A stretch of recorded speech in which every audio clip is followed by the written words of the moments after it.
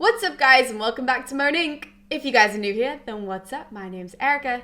Heya, how you doing? For today's episode, I have not one, but two guests for you guys. Today, I am joined by the hosts of one of my favorite podcasts, I'll be honest with you guys. It's called Ancient History Fangirl, which means that I am sitting with the incredibly beautiful, incredibly funny, incredibly smart Genn and Jenny. But today we are not here to chat about their podcast, as much as I would love to do that and just to fangirl over you guys. Obviously, we're not here to do that. We are here to discuss their newest publication, their newest book, which they co-wrote, titled Women of Myth. But for my first question, ladies, the way that I like to start all of my talks on my channel is asking about your history background, because you guys are history enthusiasts, you have this incredible podcast. So I'm really curious, why don't we start with Genn maybe and then go over to Jenny, about where your history journeys started and what it was about history that initially drew you in and that sort of ended up here. I have always loved mythology. I've always loved the stories that people tell each other about sort of how they explain the world. And when I was about, I don't know, I was a very slow reader. I've recently discovered that I was dyslexic and I have ADHD. I knew that one. But when I was a kid, I was completely enthralled by a book of Greek mythology at about 10. And after that, I was always like, I kind of want to dive into this a little more and put it on the back burner. I was really good at history in school, but I wanted to be a writer. So it never really occurred to me that history would be a good profession for me. I didn't realize at the time that you could make a living being involved in history and telling stories from the past. So I got a degree in writing and speech and theater, concentrating again more on the writing and the rhetoric side. And it was not until a lot later when I had a really close friendship with Jenny, and Jenny was researching. We've known each other since college. She was researching the history of ancient Rome for a novel she was writing, and I was like, oh, but what about this and what about that? Because it's a kid, I'd been lucky enough or unlucky enough to be in a US public school, so a state school that actually had Latin. It was a terrible idea for me to take Latin, but I somehow wound up taking advanced placement Latin. I was not good at it. So I knew all this Roman history already. And we kind of got to talking about these really weird and befuddling stuff that the ancients did, and realizing that we were really entertaining each other and maybe no one else. In addition, my mom has always been really interested in US history. So I've always known about the American Civil War and all that kind of stuff and the American Revolution, but the ancient stuff came a lot later. Well, I grew up with parents who were history nerds myself. My parents, when they were young, when they were first married, their honeymoon was camping out on Civil War battlefields. Like and that For your parents, hippies. oh oh they were so I kind of just grew up, my dad was always like Jenn's parents, a Civil War and Revolutionary War enthusiast. And my mom was also a history enthusiast, and she ran the local library in my town. I grew up in this very small town in Vermont, and I would go there after school, and she managed the collections, and she always had just these great history books about the ancient world, about Stonehenge and the pyramids and all kinds of cool stuff. And so I would just kind of camp out amongst the stacks after school and read. And that was just my favorite thing to do. And it was my refuge. And I always loved history. I also loved fiction, and I wanted to be a writer. And I kind of didn't really want to be a historian. I wanted to be a novelist and tell stories, and kind of didn't really I'm not a historian now. I don't have a degree in history. Genn and I got the same exact degree in college. We were both creative writing and theater majors, so we saw a lot of each other, and that's how we got to be really good friends. And and then I was just kind of trying to write this historical fiction novel set in ancient Rome, and realized that I actually can't just make up all the details. I actually have to know something about the history. So I got really into it, and Genn got really into it with me, because she was kind of doing something that was based on just kind of writing a novel based on kind of a fantasy version of ancient Greece, I think. Is that right, Genn? Yeah. Approximately. So we were kind of just talking about all this stuff and cracking each other up, and we were just we should maybe do a podcast. which is a crazy idea. Why did we think that? But here we are. We were spending an awful lot of time talking. We were like, could we monetize this? Kids, don't go into podcasting for monetization because it doesn't happen. Like, are we hilarious to other people or just us? And your dad, because my mom. My dad. My dad thinks we're funny. I mean, that's baseline. So this is sort of how then the podcast ended up being. It was just you guys talking to each other and just thought, we'll just record it then and see if anybody else laughs too. Kind of. Except we are shockingly really scripted. So Jenny and I are really different in terms of how we feel comfortable. Jenny is very like needs a script, feels very comfortable scripted. I'm more bullet points, and part of that is because when I have a script, I feel like I'm always reading super fast because I get really nervous and worried I'm going to mess it up. Jenny has actually trained me now after so much of the podcast that it's okay if I mess up and I can read like a normal person, Totally. which was a real gift because I couldn't do it before. But because of the way we are, and because of where our podcast went, some of the stuff that we do are just such deep dives. They have to be scripted.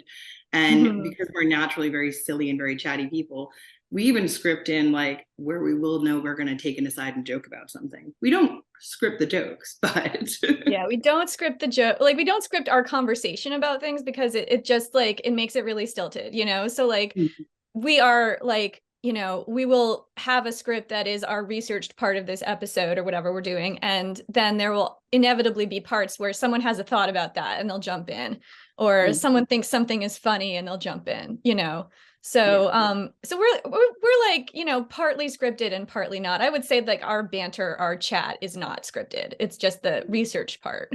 We do have banter breaks. There are times where I'll just put a note that's like, leave some time for Jenny to talk about Alaric of the Visigoths and the migration period. And then I'll just go off the top of my head because especially if Jenny will just be like, leave some time for Jen to incessantly talk about mythology here. So then how did the book come about? Because that's why you guys are here. We are here to discuss the book, which I'm so excited about.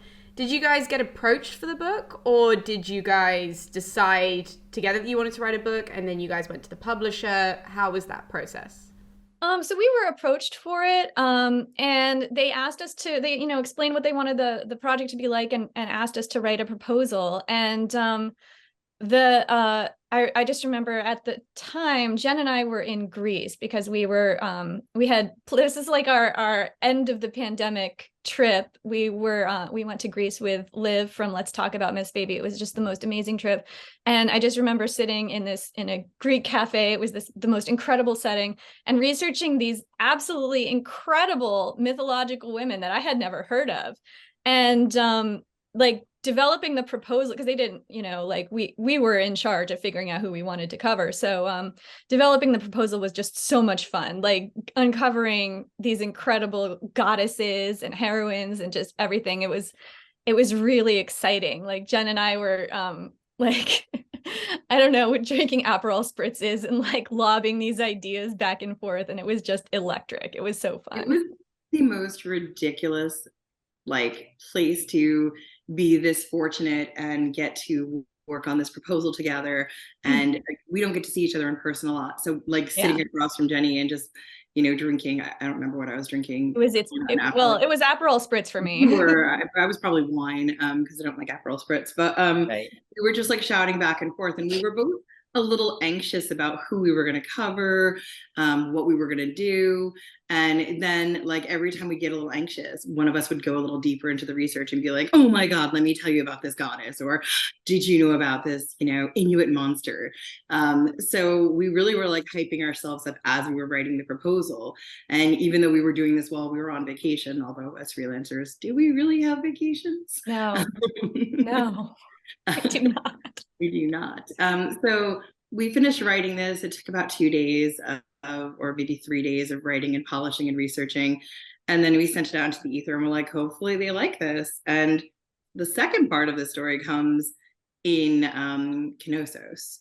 So we had booked this trip and we were in Athens. I'd never been in Athens. And then we went to Crete again with Liv, and Liv had never been to Knossos. Or is it Knossos? I always get it wrong. Don't ask me. No. So we were at like the palace of, Minos, the ruins of, what might have been the Minotaur's labyrinth. Yes, I know. That's not right. That's mythology, but let me have it. So we were there, and all of a sudden my email pinged, and we got this okay from the editor that they wanted us to write this book. And it was like, you could not have asked for a more fairy tale moment. Like, we couldn't have made it up. It was so incredible. We're all dancing around in the ruins. People are looking at us like we're completely lost our mind. But it was the most exciting thing, one of the most exciting things that's ever happened in my life. What about you, Genn? Definitely. Yeah, if you had told my middle school self hanging out in the stacks of my mom's library that this would happen, it would be just like, I'm gonna have the best life. Oh my gosh. Like my dream. Well, yeah, and this is exactly the type of book, the book that we wrote, that 10-year-old Genn would have been looking for, a book that shows off heroines, because my book on Greek mythology did not really, who were the heroines? I mean, maybe Atalanta and Ariadne, maybe Psyche, but there weren't really a lot of heroines for me to follow. There was a lot of male stories, but not a lot of females. I just think for me, it was one of those moments, and it's one of those things I always look for when I'm writing or when I'm telling stories, is like, well, what's something that if I had as a kid more of, that would have made me see the world differently?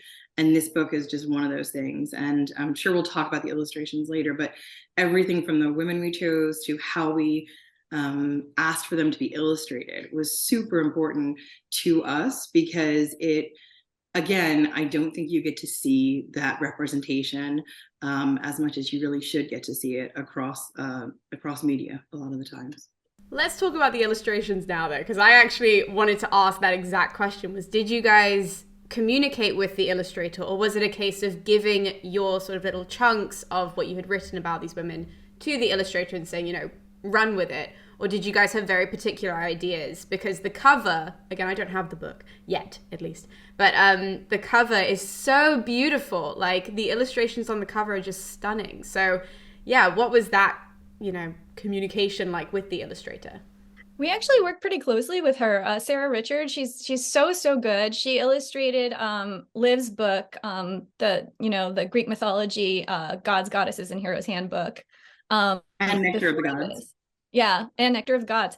And so we were already familiar with her work, and she's just absolutely incredible. We were so excited to hear that she was on board for this. And so we would get like kind of line drawings, like first drafts of things, like kind of like in pencil, and we would look at that and like give our thoughts and feedback, and then we would see, like a full version of the illustration when it was done, or maybe there would be like two different versions, and we'd give our thoughts, so we were involved in the process, and we had some guidelines that we wanted to include as well. So yeah, and I think like Sarah, I'm not actually sure how much she relied on our descriptions, because I know she also did her independent research. Yeah, one of the things that really tripped us up when writing the book and having it illustrated was one very loaded word, which is beautiful.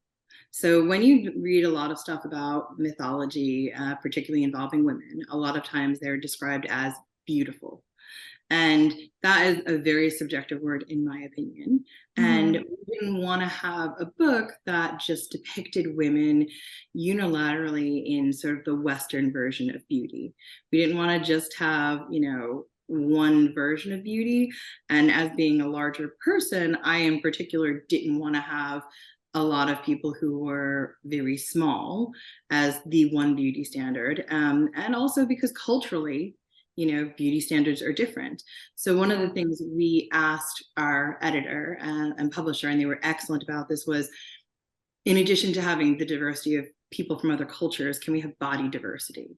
Can we show some muscular women? Can we show, beautiful bearded Ishtar? Can we have, some women who are larger sized? Can we have some women who are very slim? Like, we wanted any person to open this up and hopefully see themselves like replicated on the pages. One of my favorite ones I'll show you is the Morrigan. She's the only redhead we have in the book. And I really pushed for her to have red hair, because I was like, could we give little red-haired Jen someone to look at who, she can see herself in? And I think Sarah knocked it out of the park. Whoa. She's amazing. Her, like, the Morrigan is the goddess of the battlefield, the ancient Irish battlefield. And Sarah has done this incredible drawing where you can see her hair going into her cape, turning into skulls, just walking across the battlefield and destroying it. And I'm just so in awe of it. But what I also love is that the Morrigan looks like she could fight you. Like, just like she could kill you. Like, yeah, she does. And a lot of times that's not something you get to see when you see someone described as, I'm just thinking we've come a long way to starting to show that women can be beautiful at different sizes, and also that women in shape, buff women can also be beautiful. And to have a female heroine, they don't have to be super tiny, and also not buff. They look, like they can just run around in a bikini, which they can do, and also be super beautiful. But I loved that she was a little different. And the other one we have, who I'm also in love with, is her. Do you want to talk about her a little bit, Jenny? Oh, yeah, wow. Mami Wata. She's another really cool one. I mean, I think that we wanted to show different, like, different body types, different hair textures, different skin tones. And the problem with the word beauty and these women being described as beautiful is that usually, frequently, the beauty aspect of these characters was that that was like central to the story in some way. Like, this woman is beautiful, and she uses her beauty to lure men into, some kind of situation. A lot of monsters were like that. Or she's beautiful, and all these men are fighting over her. Like, that was, some stories that we ran into. So we couldn't really just get rid of the idea of beauty altogether, so we really thought that it was important to have beauty be depicted in a really, really diverse way. Like, not just like the Western ideal of beauty, not just skinny girls, like not just white people and all of that. So, oh, that drawing's stunning as well. So Thakane is she's a Basotho warrior woman and monster hunter, and she has this really cool story about how her brothers want this I'm telling it off the top of my head, so I'm probably gonna screw it up. But her brothers want this armor because they're becoming chieftains, and having armor from a really ferocious beast is like important to signify their leadership. And they don't. And so Thakane, who's their older sister, their parents are dead, so she's kind of their older, guardian. So she's like, okay, I'll go out and kill a lion and make shields for you and armor for you. She goes out and does that, and the brothers are not happy with this. So they're like, we want an even more ferocious monster. Everybody has lion skin shields. So she's like, okay, I'm gonna go kill a Nanabolele. And a Nanabolele is like, it's like kind of like an alligator dragon beast that emits like this sort of red fog, and it's terrifying. So there's this really cool story about how she goes and cleverly finds some Nanabolele and kills them and makes skin of their hides, and has to cleverly escape them. And it's amazing. And she's just one of so many characters that we found that we had never heard of. I mean, a lot of people have this in their cultures. They're like an important story, but we were just like, it's so incredible to like have this world opened up to us that we didn't know about before in studying all of these incredible women. Yeah, absolutely. And her story is incredible. And I think what Sarah did so well with her illustration was you can just see how strong, how amazing Thakane is there. And you definitely see bodies that all look different in all of the different illustrations. And that was super important. Like, I have a 6-year-old niece, Jenny has a niece and nephews. And my niece hasn't read this. She's not going to read this for quite some time, but I was showing her the illustrations, and she's like, I love that one and that one and that one.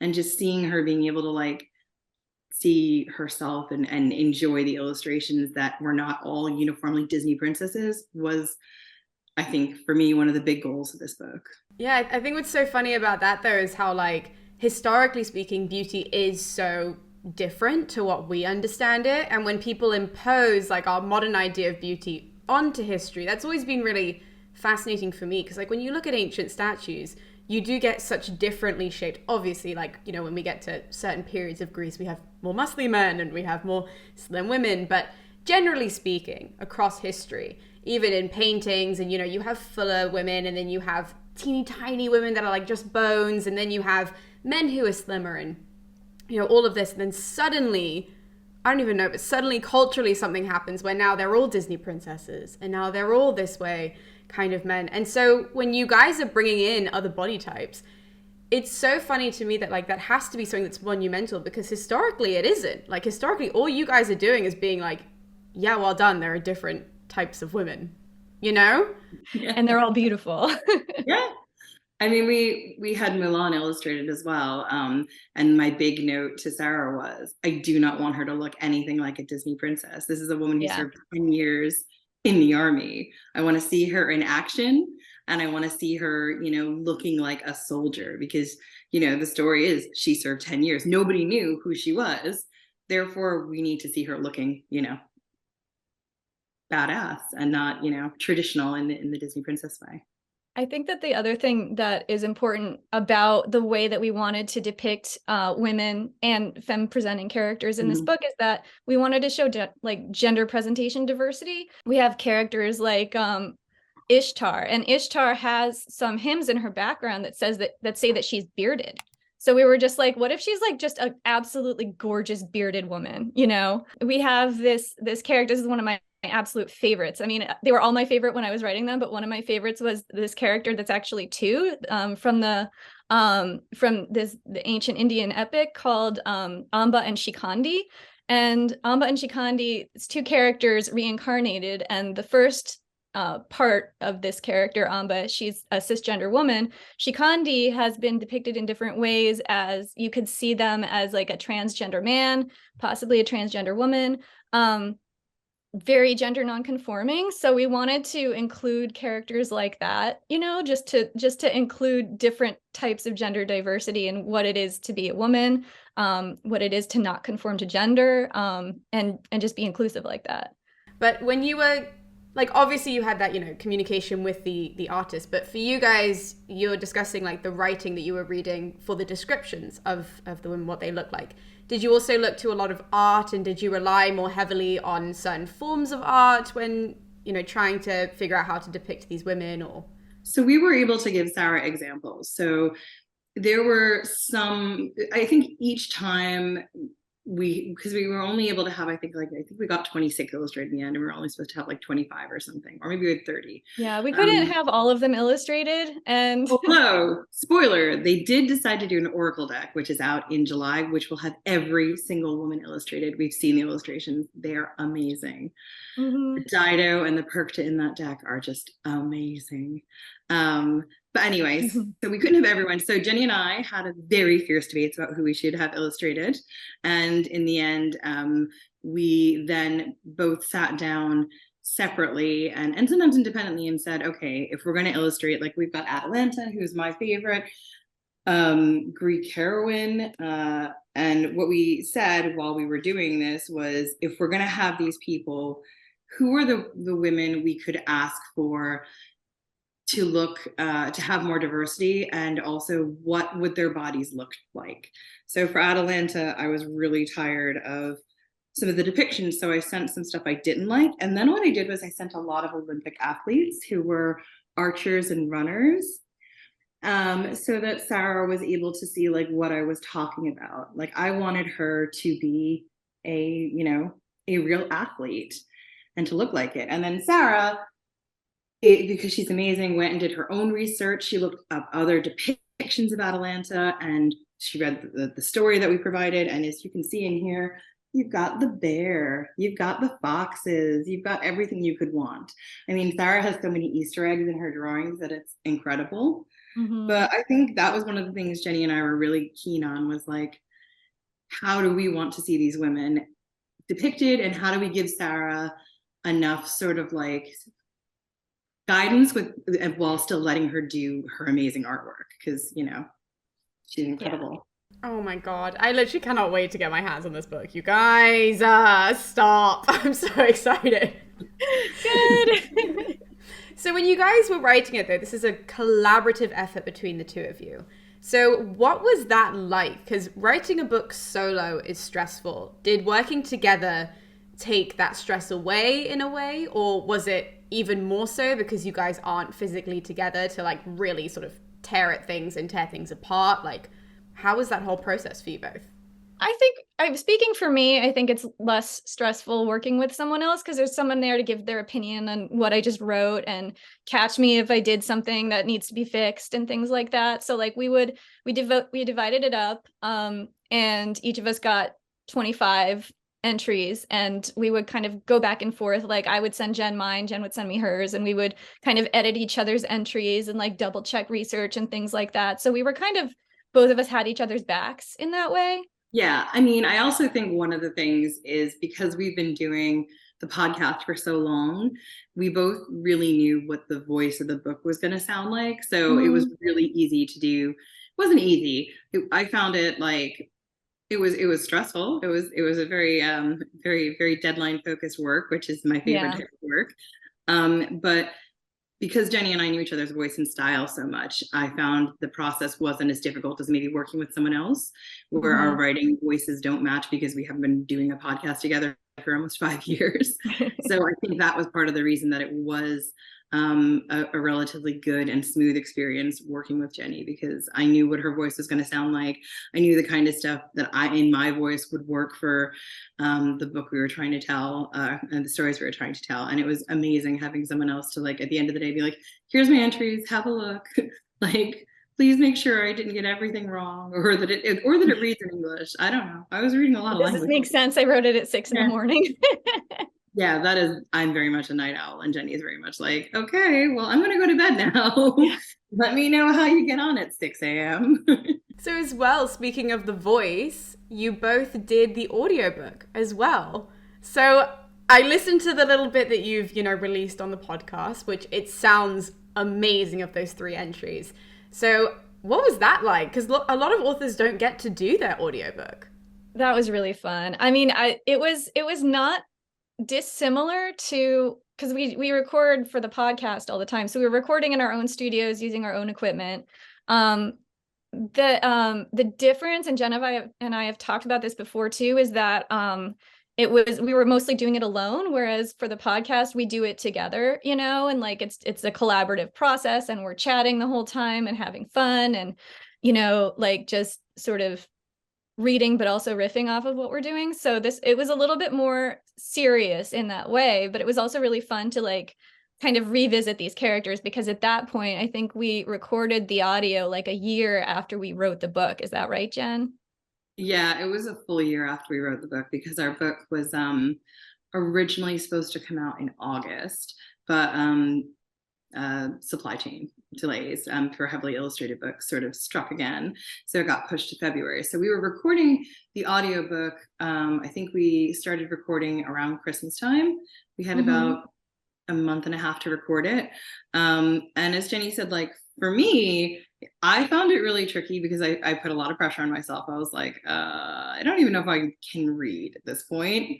I was so worried, because one of the things I do when I'm reading is sometimes I skip around, and I do tend to riff a lot more. And I'm like, I have to just actually read what's on the page, which was tricky. I was really grateful that our editor and Jenny sat in on some of the really difficult to pronounce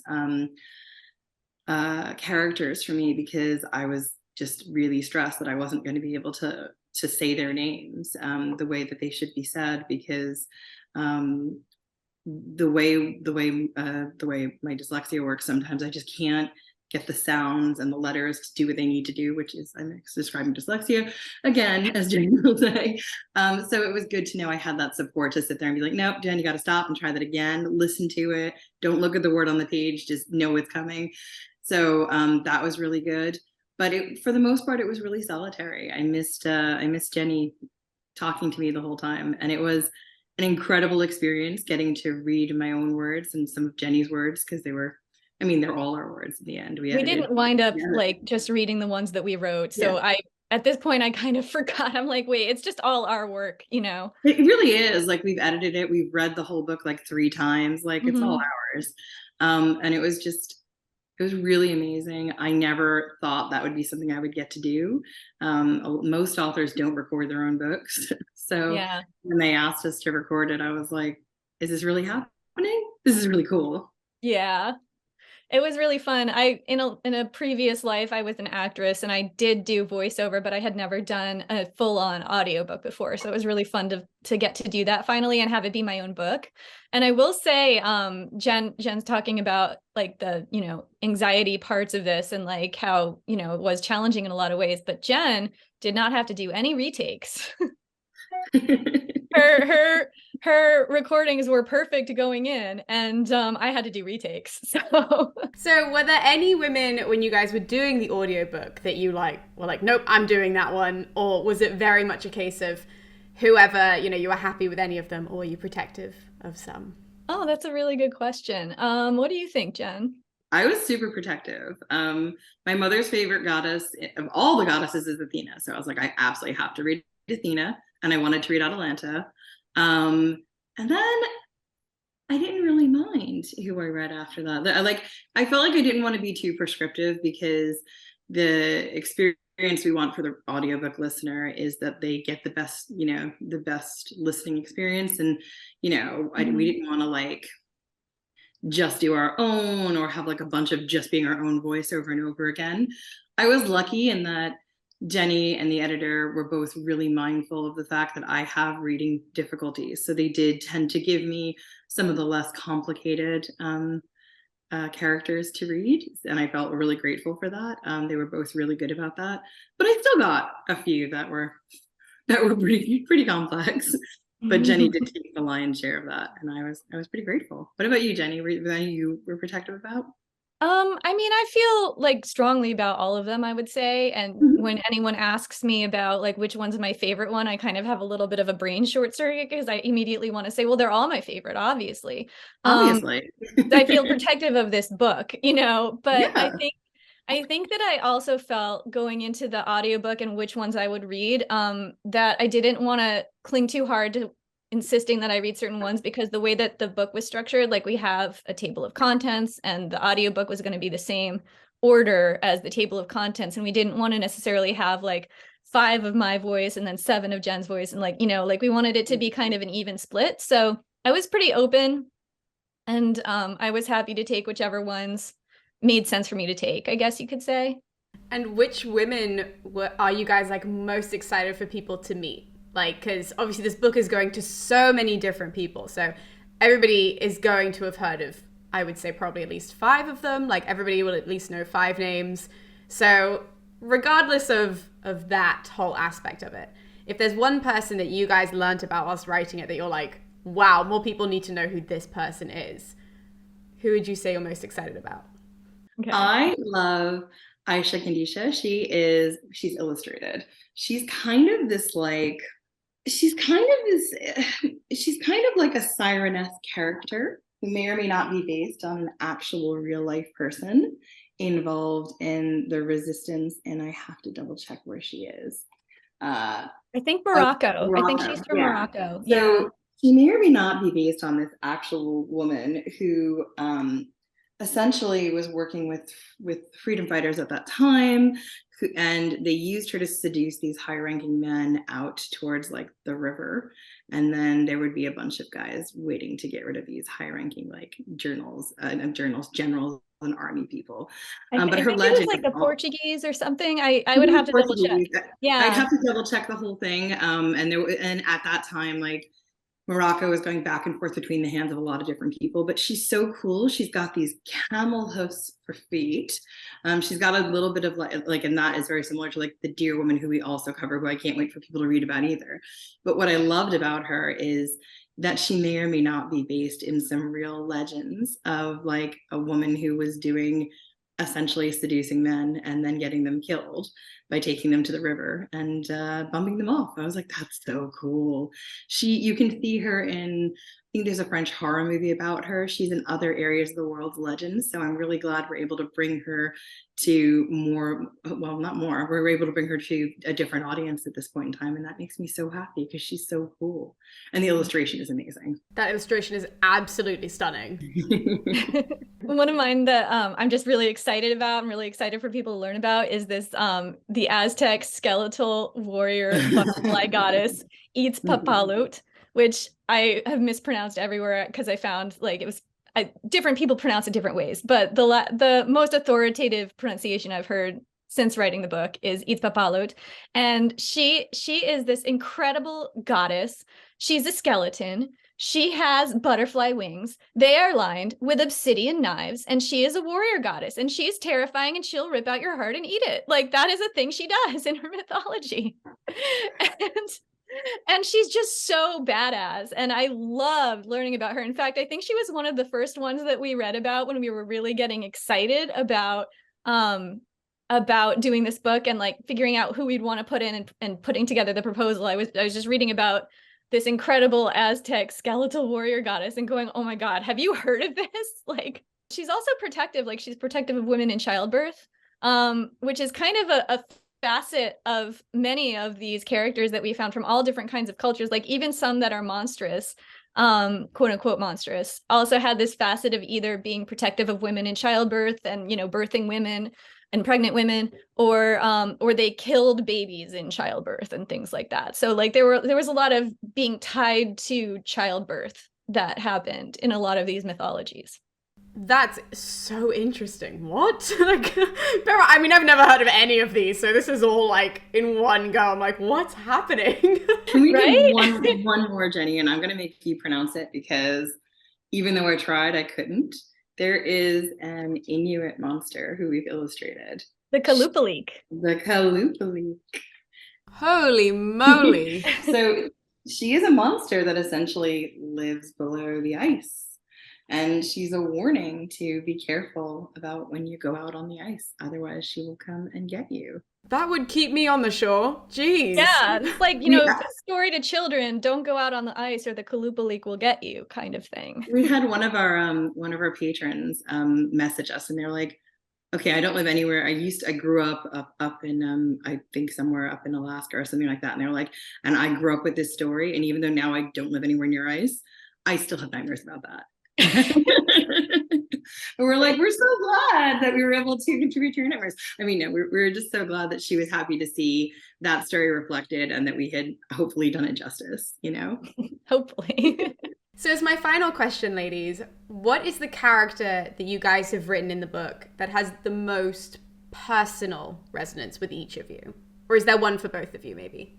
I think for me, it's the goddess Oya, who is a Yoruba warrior goddess and also the goddess of like storms and lightning and whirlwinds and commerce and war. And she's just such an incredible badass. And I think that the reason that I felt so strongly about her is that part of her purview is change, but she's kind of like the destructive force that comes before performative change. Like the way that I read it was that she's this whirlwind that just rips into your life and rips everything out so that you can grow and renew and become again, you know? And I feel like as women, that is such an important force to have in your life, because I have seen my friends do this and I have absolutely done it myself. Like the way that we cling to relationships in particular that, you know, maybe we shouldn't, or, you know, a job. Like I've done both, you know, stayed in situations way longer than I should have because I was really hoping that things would change. I was really hoping things would go back to a time that I really found it a lot better,